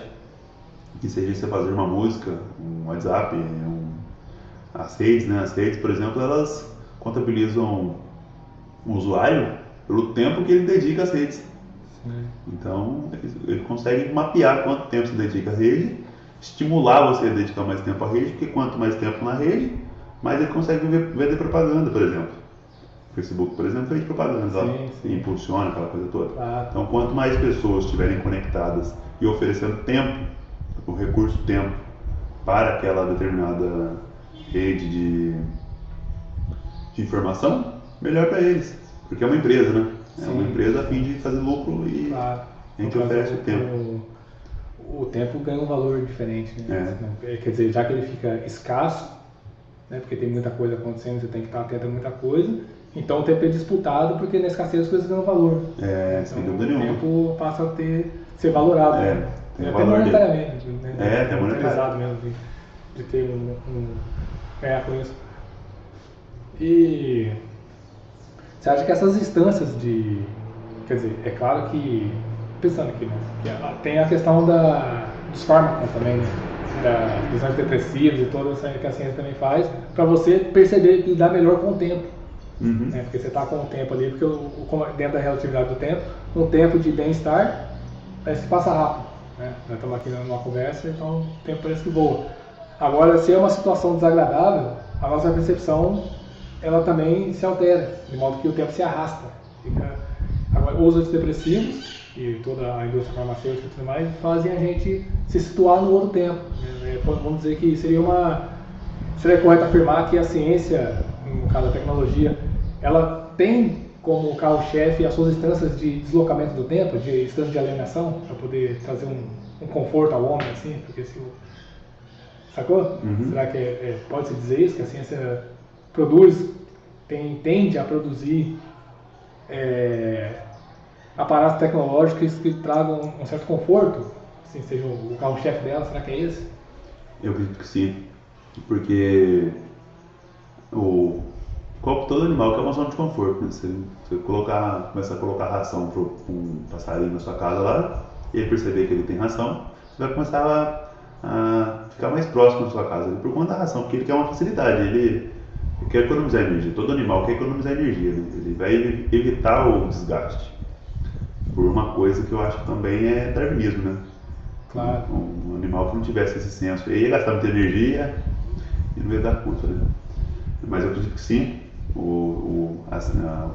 as coisas são preparadas para o conforto, né? Porque o homem, antigamente, por exemplo, quando não tinha controle remoto, ele tinha que se deslocar até a TV para mudar de canal. Para mudar o canal. Com o controle remoto, ofereceu um conforto para ele, uma economia de energia. E aí ele aboliu do levantar. E aí, assim em diante, né? Eles vão criando artifícios para o conforto do homem, para economizar tempo, energia, e tempo visto como recurso, né? Você tem todo mundo ganha diariamente 24 horas para poder, democraticamente também, né? Em tese, né? Né? Aquela coisa. Você ganha as 24 horas e gasta como bem entender. Sim. E isso como se fosse um recurso. Como se o homem recebesse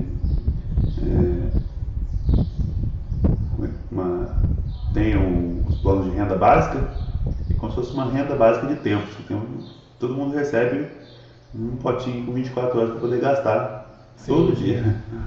E aí gasta como quiser. Tem gente que gasta nas redes, tem gente que gasta de além de maneiras. Não, isso é interessante, porque é bem interessante.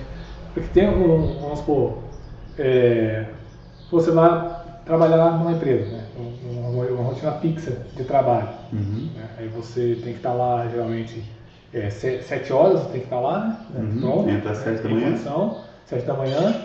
Só que o tempo que você se prepara até o início da sua rotina também não é seu. Também não é seu. Né? Você está preparando, é um condicionamento. O tempo que você está se condicionando. O deslocamento. Também, o deslocamento e tudo mais. Só que isso não é computado. Não é computado. Né? Até porque a empresa ela visa o lucro. Então ela quer economizar. Sim. Então isso aí é por sua conta. É verdade. Então você tem tantas horas, cada um recebe suas 24 horas ali, mas algumas ele troca. Outras ele instituindo delas, né, cara? Chega a necessidade, vai e pega. Não, eu acho que é uma escravidão, sendo bem no sentido da palavra, mas por quê? Você oferece um emprego para a pessoa gastar energia dela no seu negócio. E aí você rouba a energia dela durante o processo e depois você oferece dinheiro para ela comprar mais energia. Ela vai ter que se alimentar, descansar, uma coisa cíclica, aquela coisa dentro toda. de uma linearidade de desenvolvimento. É tipo uma escravidão. Você oferece condições para a pessoa gastar energia com você. Você oferece um emprego, a pessoa trabalha para você, gasta a energia dela toda E aí no final do mês você dá dinheiro para ela repor a energia dela, descansar, viajar, Sim. dar uma relaxada que é preciso, para ela Claro. voltar e ter condições de Volta. oferecer energia para você de novo. Justamente. Com as energias renovadas. Com as energias renovadas. Eu estava pensando agora que a gente trabalhando na alteração da rotina, né, que também é um marcador de tempo e de identidade.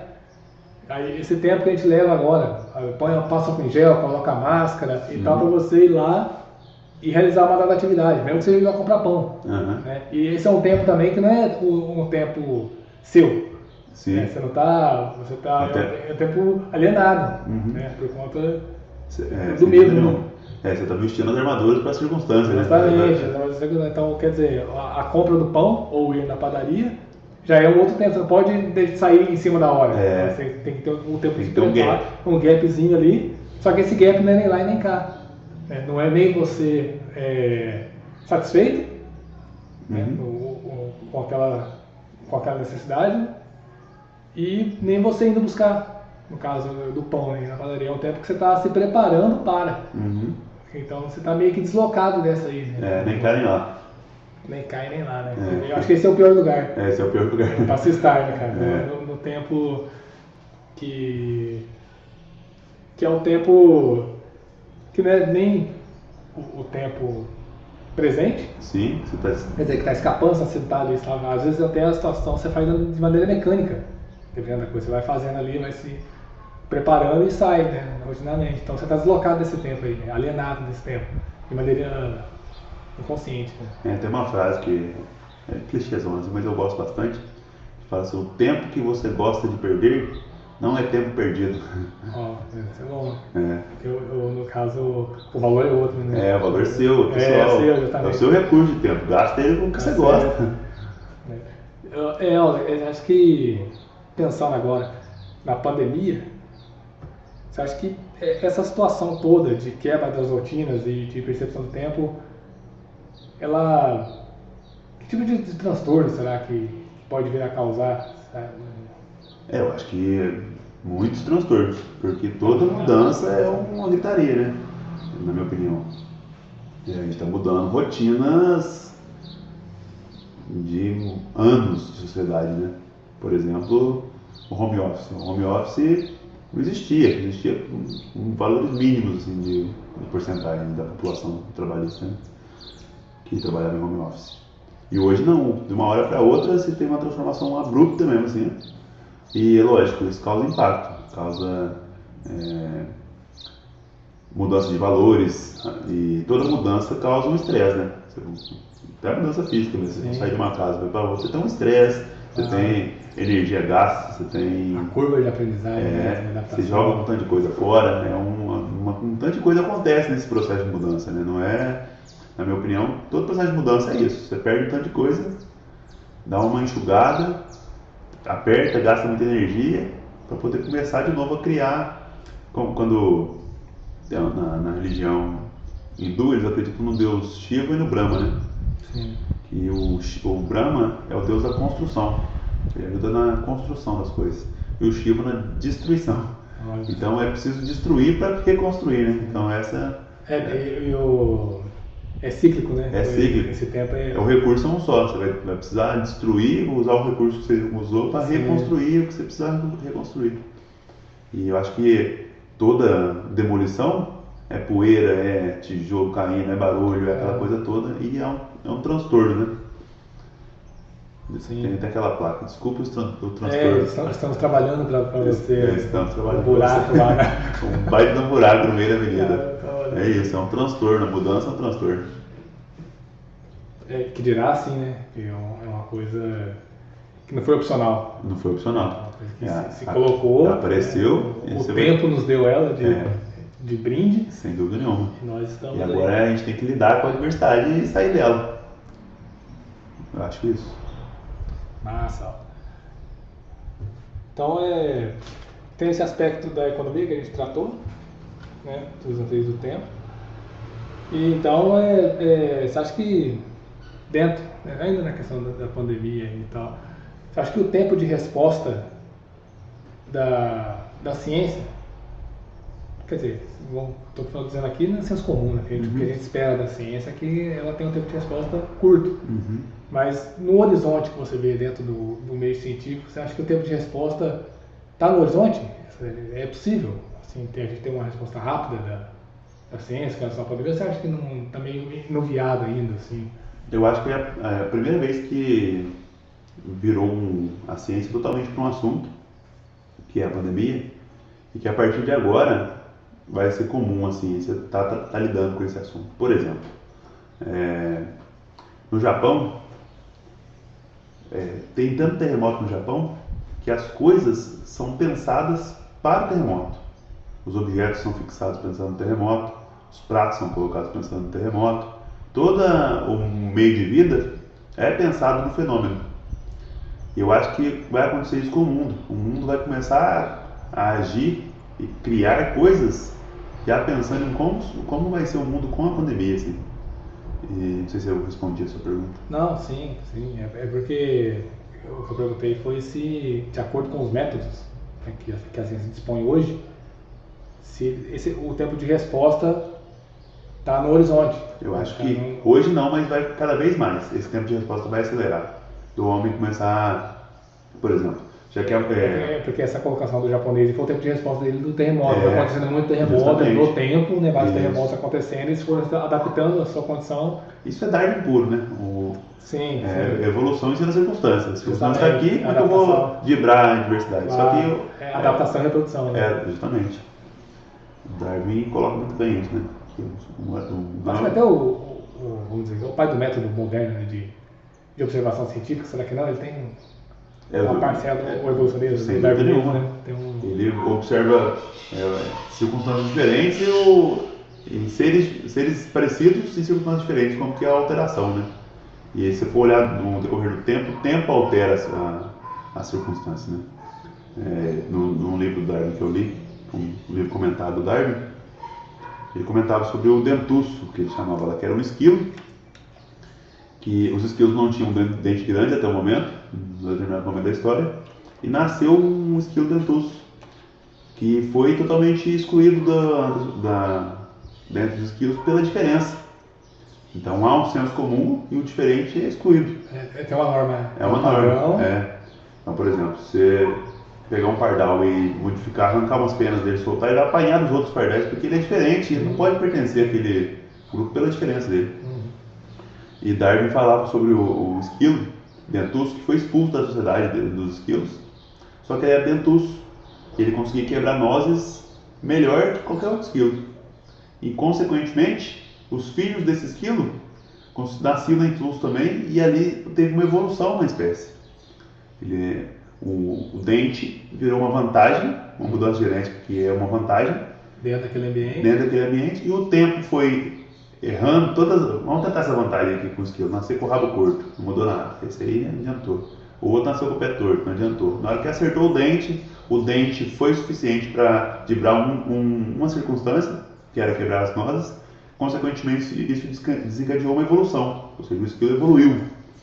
E aí os esquilos que comiam mais nozes eram mais fortes, na competição por alimento e por fêmeas eles se davam melhor, até o momento que o esquilo hoje que a gente conhece é só o dentuço. Já não tem mais esquilo. Então, Darwin coloca muito bem isso, como que as coisas se desenham no tempo, né? O tempo vai desenhando as coisas, por tentativa e erro. Tenta, erra.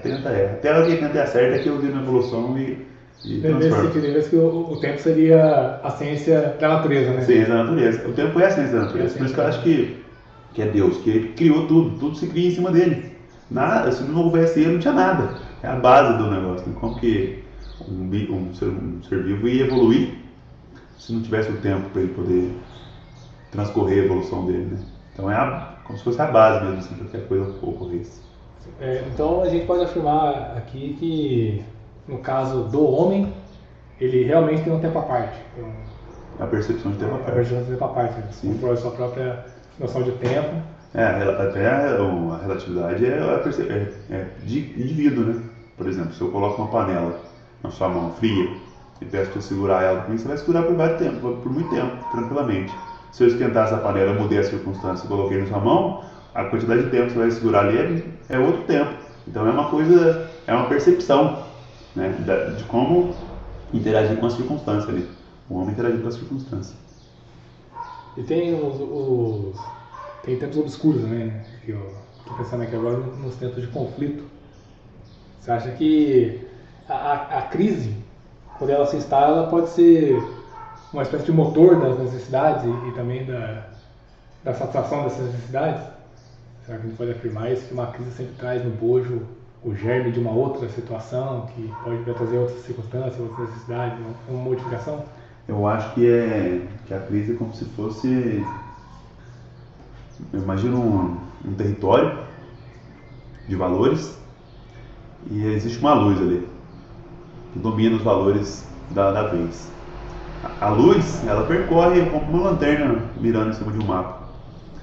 Os valores vão se mudando e às vezes a crise é porque os valores estão mudando e os valores que você está apegado na crise estão faltando ali. Então, vamos supor, a gente vive uma crise de alimentação, onde tem fome? Tem. Porque os valores não... Mas não é falta de recursos, porque a gente conseguiria ter... A gente serviu e está na Terra faz muito tempo. E a ciência está lá, né? E a ciência está lá. Então é possível ter o recurso. Só não tem uma sociedade organizada o suficiente para poder suprir os recursos básicos de todo mundo. E essa transmutação de valores aí que eu acho que é a crise. Então, as coisas se alteram, com a alteração há mutações, e o transtorno é a crise. A crise é como se fosse o transtorno, a consequência estressante de uma transformação.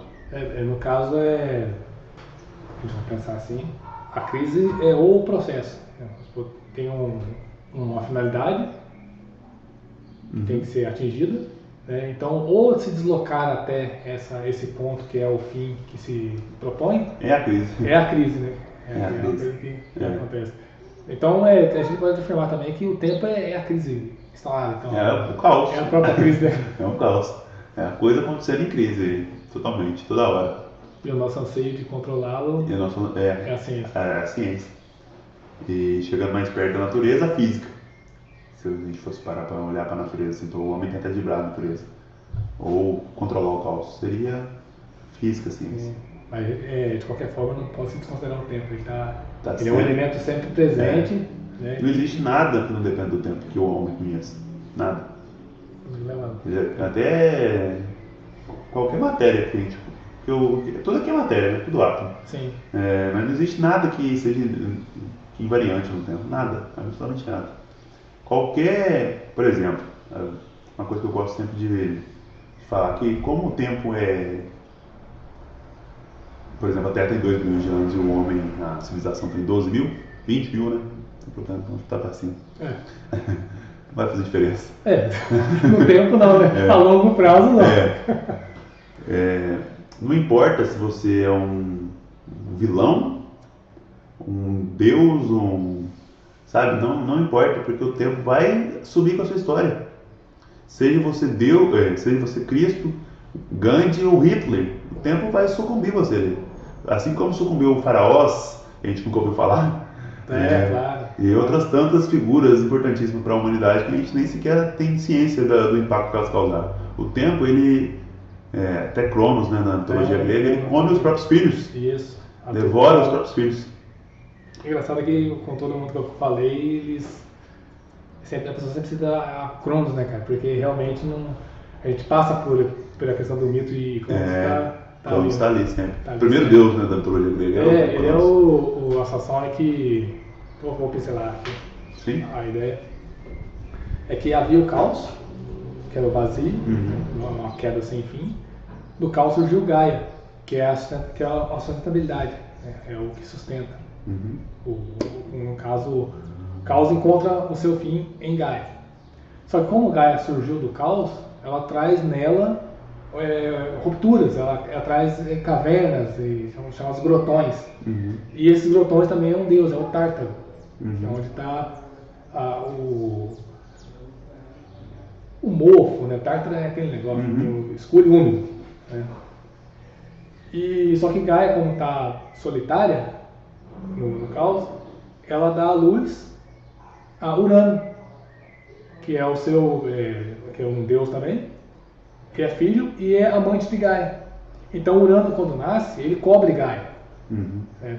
Ele fica em permanente coito com Gaia.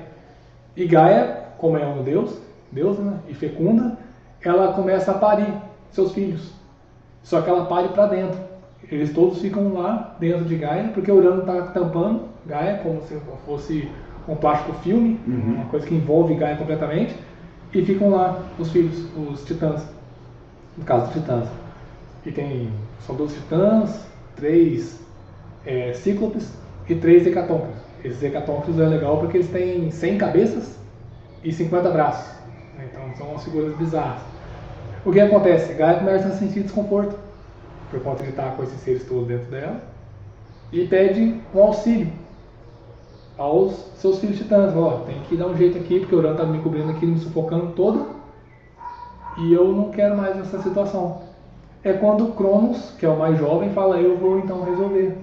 Aí Cronos vai, usa tá no centro da Terra, né, que Gaia é a Terra, forja um instrumento de metal, um tipo de foice, e quando Urano penetra a Gaia, Cronos já está ali, à espreita. Cronos segura o pênis de Urano com a mão esquerda e ceifa com a mão direita.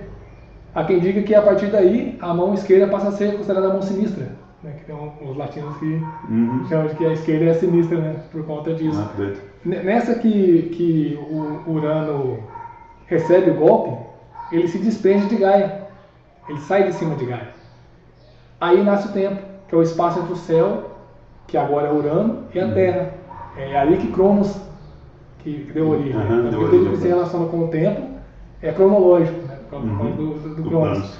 Só que Cronos faz isso, ele aprisiona alguns irmãos e toma uma das irmãs dele por esposa e começa a ter filhos.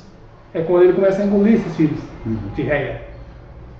Aí Reia, né, muito malandrinha, pega o último filho, foi esperta, pegou os Zeus, falou: esse aqui ele não vai devorar.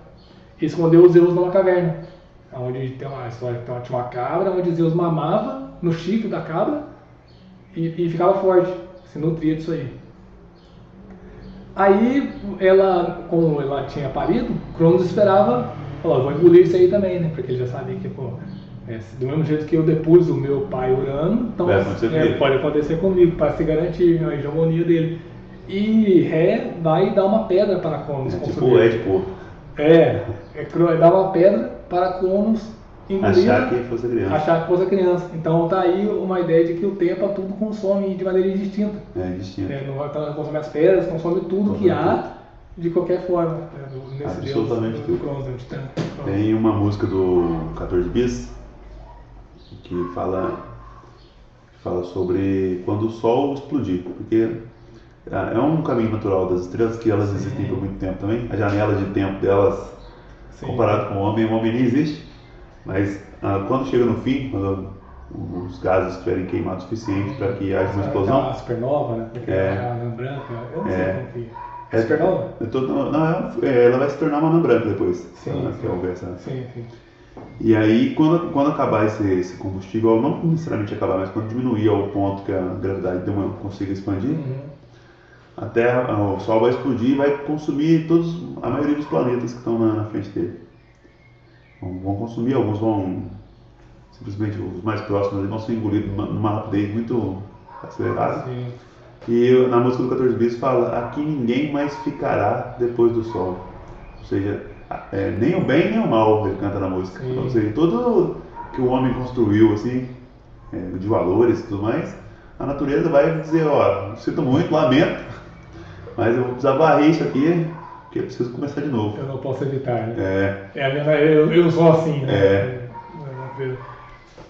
Bem, interessante. Então, nesse sentido aí, óbvio que como que tem uma dualidade ali, né, na coisa. Quer dizer, a ciência é o que é, mas a nossa percepção dela, de acordo com os nossos humores e afetos, vai ser diferente. Né? Uma coisa dessas, uma informação dessa, que é uma informação científica, pode nos levar à angústia. Né? Só que ao mesmo tempo, se você angustia, tem a mesma ciência que comprovou essa situação da natureza, ela vai te dar um medicamento, te oferece algo, então ela sempre está ali nos favorecendo. Uma vez eu escrevi uma frase, que eu gosto muito dela, que é a insignificância do homem. Por exemplo, o homem é insignificante por conta do tempo, né? A gente não vive nada, é um sopro mesmo no universo, assim, e a gente acredita que a gente é tudo, que tudo foi feito para nós, né? Até por causa da visão teológica da coisa, que Deus construiu para o homem, né? Sim. Quando que na verdade não, a coisa simplesmente existe, a gente está aqui lutando para existir. Chegamos, abrimos os olhos no bonde andando. Né? E no bonde vai continuar andando depois que a gente foi embora. Eu escrevi essa frase que é o seguinte: a insignificância do homem não torna o homem inútil, torna o homem livre, porque você pode ser quem você quiser, que o tempo vai comer a sua história, ele vai consumir a sua história. Você pode ser o assassino mais cruel que o Brasil ou o mundo já viu. Vai chegar um momento que sua história vai ser consumida, né? A distância temporal entre o agora e a sua história vai ser tamanha que já era, que não existe mais. É lógico que essa liberdade tem as consequências, mas você pode ser o que você quiser, porque o tempo não existe. Às vezes eu percebo também as pessoas falando que querem mudar o mundo para serem lembradas. É o mesmo herói, né? Ser lembrado. Mas ser lembrado faz diferença. Quem vai conseguir ser lembrado daqui a 6.000 anos? Tem alguém ser vivo hoje? Quer dizer... É só uma questão de tempo. É difícil, é uma questão de tempo. É só uma questão de tempo. Seja você Hitler, Jesus Cristo ou Gandhi, é uma questão de tempo. A sua história vai ser sucumbida e você não vai existir em pouco tempo. Acho que é muita pretensão, então? É muita pretensão. O homem, ele quer driblar a morte, né? Ele quer existir depois da morte. Ele faz essa questão de falar, a morte chega pra mim aqui, mas o meu nome vai se perpetuar na história, né? Pode até acontecer, não nego. Por exemplo, a gente está falando de Gandhi e Cristo aqui. Não, até hoje, né? Quer dizer, Gandhi é muito mais encostado pra gente, né? Gandhi é muito mais próximo, mas são referências temporais, né? Sim. Ou até. O tempo aí já determinando, né? O que quem está mais perto. Quem está mais perto e quem está. Mas até isso um dia acaba. Sem dúvida. Então, Cristo vai demorar mais, porque o impacto dele por exemplo, a gente está hoje hoje é dia 22 de outubro de 2020. 2020 anos depois de Cristo. Sim, já tá, é o que marca, é o marco. Eu acredito que o Deus é o tempo, porque Cristo é o filho do tempo. Ele marca o tempo nosso, entendeu? Por isso que eu acredito que... É colocado assim, né? É o marco, né? É o marco. É o filho do tempo nosso. Sim. Filho de Deus, Cristo. E eu acredito muito nisso também, de que as coisas são... O tempo, ele vai mudando as coisas, né? E a gente vai só... que eu estava pensando aqui que tem quer dizer, se você pegar... a coisa permanece no tempo, mas ela não é mais a mesma. Nunca é a mesma, né? Sempre tem uma transformação. Então a gente fala, Cristo, tudo bem, mas se você pegar um cristão agora e pegar comparar, então esse cristão nesse tempo, né, dentro da sua complexidade, ele vai exercitar um cristianismo que nem é imaginado por outro que estivesse mais próximo lá da pureza, né? Mas bebendo mais perto da fonte. Mais perto da fonte, justamente. Só que a coisa vai, mas enquanto não é ela na sua íntegra, né? A sua integridade é comprometida. Sim. Pelo tempo. Sem dúvida nenhuma. Porque o tempo tudo consome, né? Tudo transforma. E muda, né? A história vai sendo contada e alterada, até chega um ponto que já não dá mais para comparar. E aí vai perdendo valor quando você vai perder. Entendeu? Sim, sem dúvida. Por exemplo, daqui 200 anos é pouca coisa, eu acredito, né? Se a gente for olhar. 200 anos é praticamente nada. Ontem. É passar 200 voltas no Sol. O automóvel tem 100 anos? Não tem anos. Por aí. Uma parada tecnológica. Então não está muito... Não é uma distância. Não é uma distância muito grande. E daqui a 200 anos, todo mundo que pode estar escutando esse podcast agora não vai existir. E não vai existir mesmo, assim, nem no cemitério vai estar. Vai ter passado mesmo assim pra Terra. Então, o tempo ele é voraz mesmo, assim, não tá nem aí. Vai passar para todo mundo e já era. E seguir, né? Quer dizer, E seguir, de qualquer forma. O homem, ele... Será que segue mesmo? Ou não? Você acha que é uma coisa do homem mesmo? Então, Assim? agora eu fico pensando que pode. É claro que existe algo na natureza, né? Mas a nossa percepção desse algo é uma percepção restrita. Então a gente vai e observa ali de acordo com a o sol, percepção. Né? De acordo com a nossa percepção de onde a gente está. Sim. Mas talvez numa outra condição, se o homem for exposto a ela, ele passa a contar o tempo de uma outra maneira. Sem dúvida nenhuma. Tem até aquele filme muito bom, Interstellar, você assistiu? Acho que não. É um filme que a vida na Terra tá complicada, assim, um apocalipse mesmo, assim. Sei. E eles fazem expedições para países com possibilidades para mundos com possibilidade de povoar. No espaço. No espaço. E aí tem um lugar que eles vão nessa viagem, onde o tempo é acelerado. O tempo é acelerado, acho que é isso mesmo. Acho que é isso mesmo. Eles vão para lá.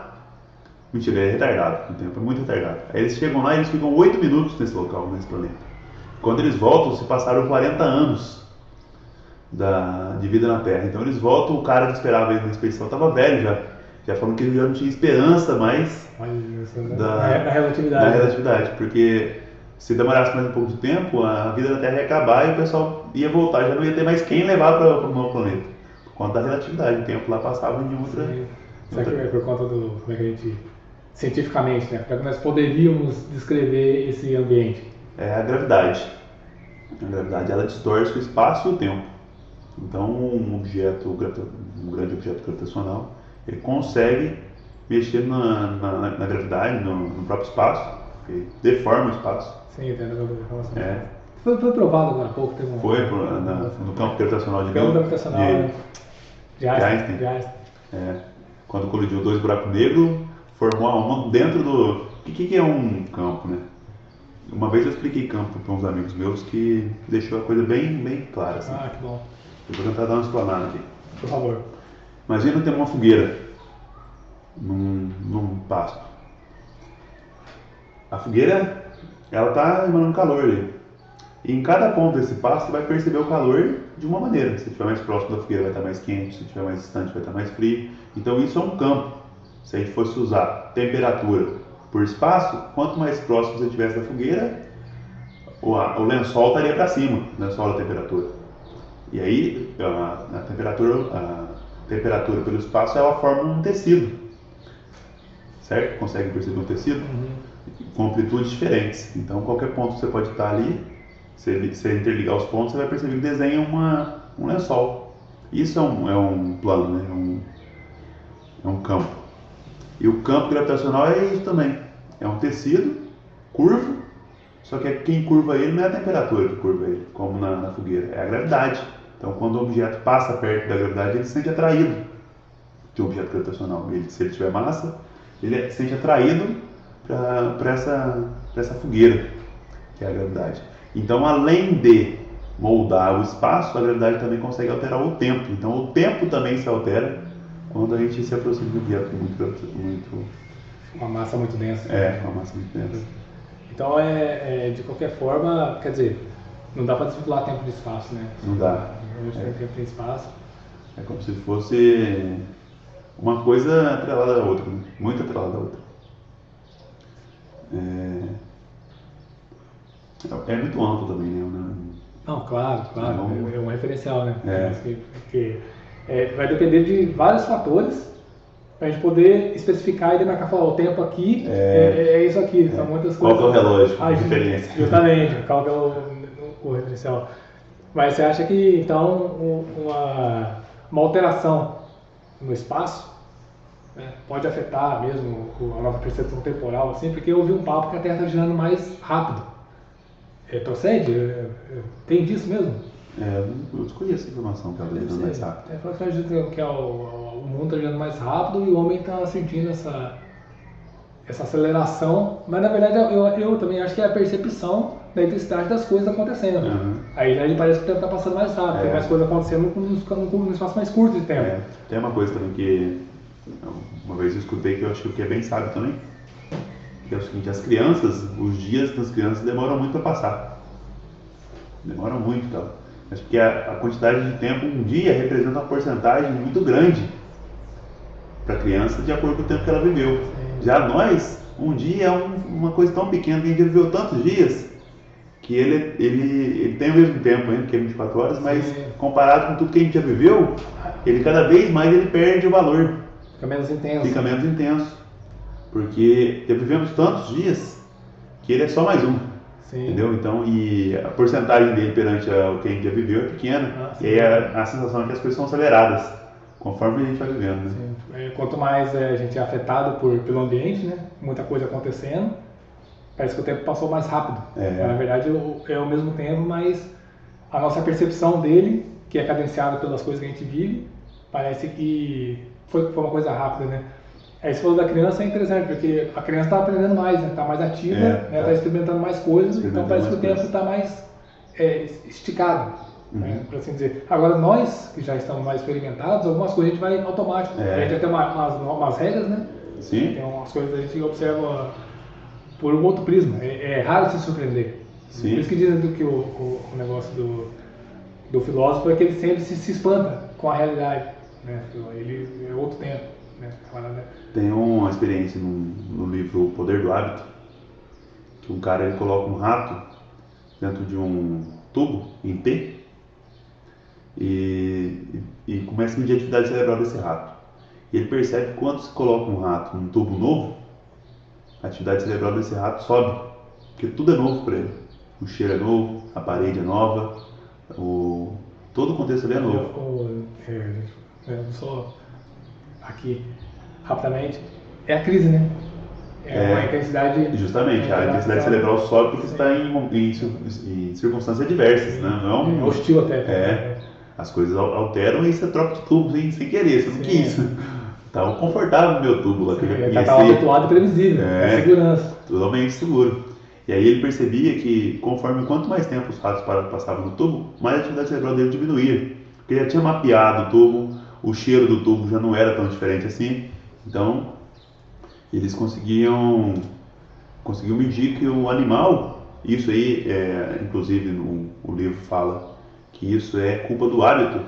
O hábito, ele vem para poder economizar energia. Sim. A gente não precisa pensar por sair da mecânica. Tirar a gente dessa tensão pela existência. Né? Do experiencialismo. Sim. De querer experimentar cada detalhe do negócio ali.